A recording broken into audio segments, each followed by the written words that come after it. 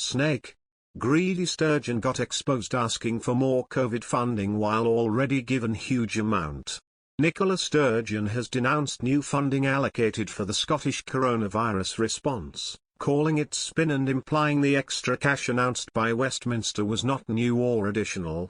On Monday, the Treasury said it would hike up funding for the devolved administrations, allocating an extra £860 million, in order to strengthen responses in Scotland, Wales and Northern Ireland to the Omicron variant.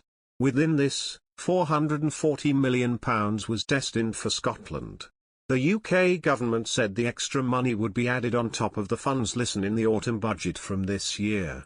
The Treasury said this funding would be kept under review, with Chancellor Rishi Sunak adding that Westminster intended to listen to and work with the devolved administrations in the face of this serious health crisis. Mr. Sunak said, following discussions with the devolved administrations, we are now doubling the additional funding available. We will continue to listen to and work with the devolved administrations in the face of this serious health crisis to ensure we're getting the booster to people all over the UK and that people in Scotland, Wales and Northern Ireland are supported. The financial boost was announced in a Cobra meeting by MP Steve Barclay, attended by the devolved leaders. Ms. Sturgeon, taking to Twitter, responded to the announcement with scorn for Westminster's offer, and the way in which it was presented. She said on the meeting, "It was disappointing and frustrating that neither the PM nor the Chancellor attended this evening's Cobra." Following the meeting, a spokesperson for Ms. Sturgeon commented, "We need more urgency, greater clarity and faster action from the UK. The need is real and the need is now." In the face of the clear advice of public health experts, it is impossible to understand why the UK still refuses to act. Then turning to the funding itself, she tweeted that, before we get spin on doubling, she wanted to clarify that the £220 million announced last week was not new or additional, it was actually £48 million less than we had been expecting. Seeking confirmation if this new £220 million is additional, if so £48 million will just make up last WK loss, and if it has to be repaid.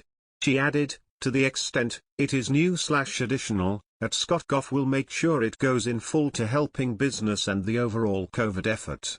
As infections soar and businesses suffer, we still need much more urgency in action/support from UK Gov, so that devolved Gov hands not tied. Last week, the First Minister had claimed that the Treasury's initial allocation of £220 million for Scotland's COVID-19 response would leave the country worse off than we thought we were.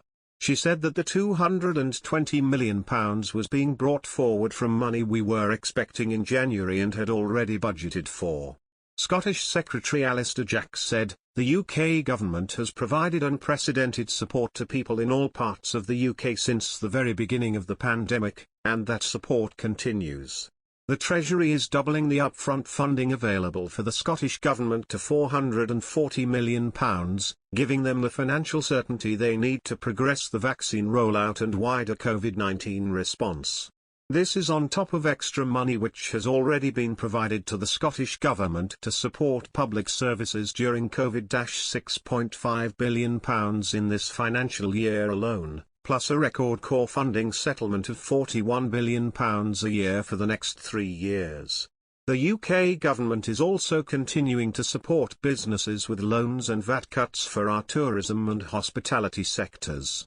On Monday, Ms. Sturgeon ruled out further restrictions coming into force in Scotland before Christmas Day.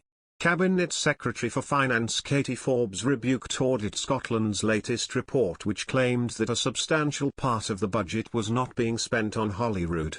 Ms. Forbes took to Twitter to explain. Ms. Forbes said, on resource, "It was well documented last year that very late consequential in the last few months of the year would have to be carried forward to ensure we spent money wisely.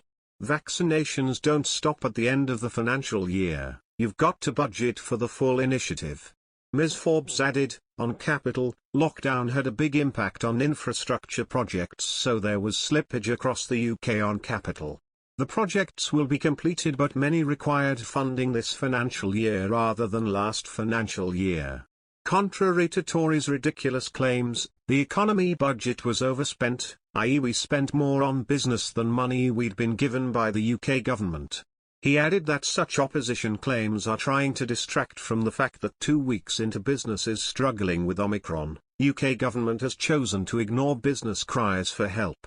Further updates from the First Minister on the Scottish Government's COVID-19 response after record positive coronavirus tests on Monday are expected on Tuesday.